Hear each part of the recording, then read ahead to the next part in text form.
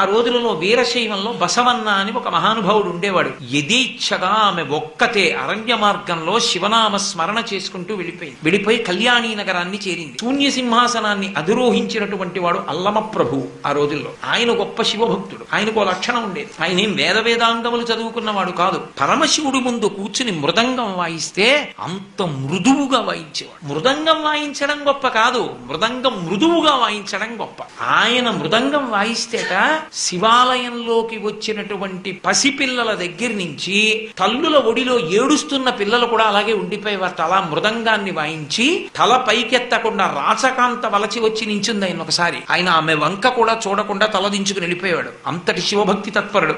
ఆయన దగ్గరికి వెళ్లి శైవమత విజ్ఞానాన్ని పొంది ఆమె ఆయన యొక్క శాసనం చేత నీకు మోక్షం కావాలి, శివుడిలో ఐక్యం అయిపోవాలి అనుకుంటే నువ్వు శ్రీశైల పర్వతం మీదకి వెళ్లి తపస్సు చెయ్యి అన్నాడు. ఆమె శ్రీశైలం వచ్చింది. శ్రీశైలం వస్తే మల్లికార్జున స్వామి ఒక సన్యాసి రూపంలో కనబడ్డాడు. కనబడి ఇక్కడెక్కడా కాదు, నువ్వు తపస్సు చెయ్యాలి అనుకుంటే కదలీవనం పక్కనున్న గుహలలోకి వెళ్ళిపోమన్నాడు. ఎందుకని అంటే ఆ గుహలకు ఒక ప్రత్యేకత ఉంది. ఇప్పటికీ శ్రీశైల మల్లికార్జున స్వామి వారి దేవాలయంలో వృద్ధ మల్లికార్జున స్వామి దేవాలయం పక్కన త్రిఫల వృక్షం ఉంటుంది. దాని కింద పెద్ద వేదిక ఉంటుంది. దాని మీద దత్తాత్రేయ స్వామి వారు కూర్చుని ధ్యానంలో ఉన్నారు చాలా కాలం. అదే దత్తాత్రేయ స్వామి వారు మళ్ళీ ఇంకో అవతారం తీసుకున్నప్పుడు నృసింహ సరస్వతిగా వచ్చారు. నృసింహ సరస్వతిగా వచ్చినప్పుడు వారు శ్రీశైలంలో ఉన్న కదలీవనం పక్కన ఉన్నటువంటి గుహల్లోనే తపస్సు చేశారు. ఆ గుహలో ఆవిడ కూర్చుని పరమశివలింగాన్ని ఆరాధన చేసి తపస్సు చేసి పరమశివుని యందు ఐక్యమైపోయింది మల్లికార్జున లింగంలోకి. ఇప్పటికీ వెళ్ళొచ్చు